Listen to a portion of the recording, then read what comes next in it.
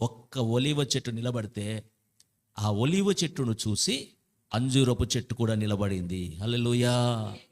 కనుక నీవెంత ప్రాముఖ్యమైన దానివో ఆలోచించు, నీవెంత ప్రాముఖ్యమైన వాడివో ఆలోచించు. నీవే గనక ఇటు అటు ఊగితే, రాజుగా ఉండాలని ఇటు అటు ఊగితే అనుంది బైబిల్. అంటే ఒలీవ చెట్టుకు, రెండోది అంజూరపు చెట్టుకు ఏముందంటే ఒక స్థిరత్వం ఉన్నది. ఎందుకు పిలువబడ్డారో, ఎందుకు నాటబడ్డారో, ఎందుకు దేవుడు భూమి మీద పుట్టించారో ఆ విషయము తెలుసుకున్న వారు ఆ విషయంలో స్థిరమైన మనస్సు కలిగి బ్రతుకుతున్నారు. హల్లెలూయా.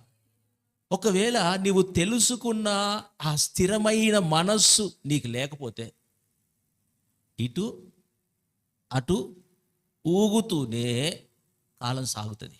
నేటి దినాలలో సంగమా, ప్రభు రాకడ వరకు మన విశ్వాసము కొనసాగాలి అంటే నీవు ఎవరిని అనుసరించాలో ఒక వివేచన కలిగి బ్రతుకుదుముగాక.